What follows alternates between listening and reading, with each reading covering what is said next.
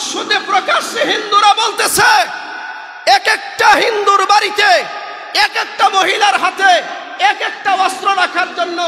আমি টকশোর মধ্যে দেখলাম এক হিন্দু বলতেছে যে প্রত্যেকটা হিন্দুর বাড়িতে প্রত্যেকটা সদস্য এক একটা অস্ত্র বানাবেন, বিশেষ করে কেউ যদি আক্রমণ করতে আসে একটা হিন্দু মহিলা একটা রামদা নিয়ে যদি দাঁড়ায়, যদি 2-4-20,000 আসে, 2-4-10টারে যদি কুবায়া ফালায়া দেয়, বাকি সব চলে যাবে। দুতিওয়ালারা মাঝে মধ্যে পূজায় যে অস্ত্র নিয়ে যায় দেন না, এরা ভাই কথা বলেন না কেন আপনারা? সেই ফরিদপুরে এক জায়গায় পূজা করতে গেছে, প্রত্যেকটা লোকের হাতে 2 হাত 3 হাত লম্বা লম্বা রামদা। এই জায়গাটা বানানো হয়েছে অস্ত্র রাখার জন্য। মুসলমানরা এখানে অস্ত্র রাখবে এই জন্য বানানো হয়েছে। আর আজকে এই জায়গায় বসে যদি হক কথা বলা হয়, অস্ত্র তো দূরের কথা, কথা বললেই জবান বন্ধ করে দেওয়া হয়, গ্রেফতার করা হয়, বছরের পর বছর নির্যাতন করা হয়, নিপীড়ন করা হয়। ঠিক কিনা জোরে বলুন? এটা বানানো হয়েছে অস্ত্র রাখার জন্য। আমরা যদি এক একজন একটা রামদা নিয়ে এসে এটা রাখতাম, মাশাআল্লাহ। এদেশের প্রশাসনের কাছে বিনীত অনুরোধ যে গাজওয়াতুল হিন্দের কথা আল্লাহর নবী আমাদেরকে বলে গিয়েছেন। আমরা চতুর্দিকে নজর করে দেখতেছি হিন্দুস্তান, এই গোটা ভারতবর্ষে এমন পরিস্থিতি হচ্ছে, গাজওয়াতুল হিন্দ বেশি দেরি নয়, খুব নিকটবর্তী হয়ে গেছে, খুব নিকটবর্তী। অস্ত্র হাতে নেওয়ার সময় আমাদেরও চলে এসেছে। সাম্প্রদায়িক উস্কানি কি আমরা দিচ্ছি? আমরা কি কখনো বলেছি যে অস্ত্র বানায় রাখবেন বাড়িতে? কথা বলুন, আমরা কখনো বলেছি আপনার বাড়িতে অস্ত্র বানিয়ে রাখবেন, সেলফ ডিফেন্সের জন্য অস্ত্র বানিয়ে রাখবেন? এই কথা কি আমরা বলেছি?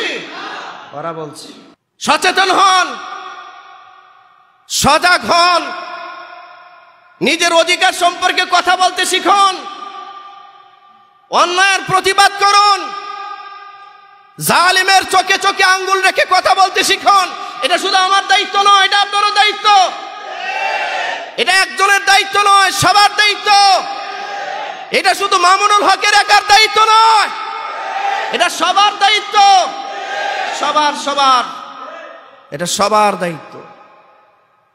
ইন্ডিয়ার নির্বাচন সামনে, এই নরেন্দ্র মোদী প্রকাশ্যে মুসলমানদের বিরুদ্ধে অবস্থান নিয়েছে। পত্রিকা দেখেন না আপনারা? প্রিন্টিং মিডিয়া, ইলেকট্রনিক্স মিডিয়া দেখেন না? সামাজিক যোগাযোগ মাধ্যম দেখেন না? বিবিসির নিউজ দেখেন, প্রকাশ্যে এই মোদীর দল মুসলমানদের বিরুদ্ধে অবস্থান নিয়েছে। আর আমাদের দেশে মোদীর ব্যাপারে কিছু কথা বললেও কিছু বেঈমানদের শরীরের মধ্যে জ্বালা পোড়া শুরু হয়ে যায়। ঠিক কি না জোরে বলুন? মনে হয় জন্য মালা উন্ডা পেশাব করছে আর ওরা খাইছে। ومن أعرض عن ذكري فإن له معيشة ضنكا ونحشره يوم القيامة أعمى।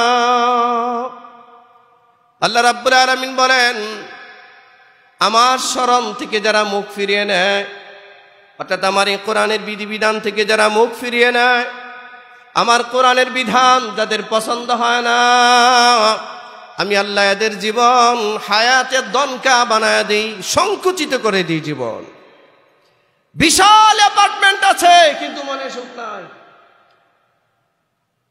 বিশাল অ্যাপার্টমেন্ট, এই মাথা থেকে সেই মাথা দেখা যায় না। আর আমরা থাকি বস্তিতে, আছে সুখ।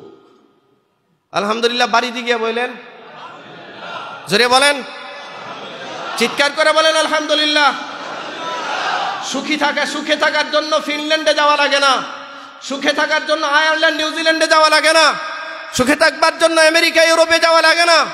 সুখে থাকার জন্য দরকার আল্লাহর দেওয়া ঈমান আমলকে বেছে নেওয়া, আল্লাহর দেওয়া বিধানটাকে জীবনে বাস্তবায়ন করা, আল্লাহর দেওয়া বিধানটাকে সমাজে বাস্তবায়ন করা, আল্লাহর দেওয়া বিধানটাকে রাষ্ট্রে বাস্তবায়ন করা।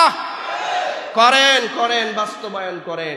যারা নির্বাচনী এত লম্বা ইশতেহার নিয়ে আসে, এরা কত পার্সেন্ট ইশতেহার বাস্তবায়ন করে বলেন? এ ভাই কথা বলেন না কেন আপনারা? যতগুলো দল ইশতেহার দেয়, কত পার্সেন্ট বাস্তবায়ন করে?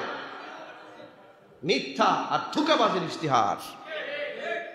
এই জাতি যেদিন বলবে, গোটা জাতি ঐক্যমত হয়ে যেদিন বলবে আপনাদের এত লম্বা ইশতিহারে ফিরিস্তি আমরা দেখতে চাই না, ইশতিহার সরান, এই কথা বলেন, কোরআন সুন্নাহ দিয়া দেশটা চালাবেন, এটা বলেন। এটা বললে এই দেশে চুরি হবে না, ডাকাতি হবে না, জিনা হবে না, বেবিচার হবে না, 30 টাকার পেঁয়াজ 300 টাকা হবে না।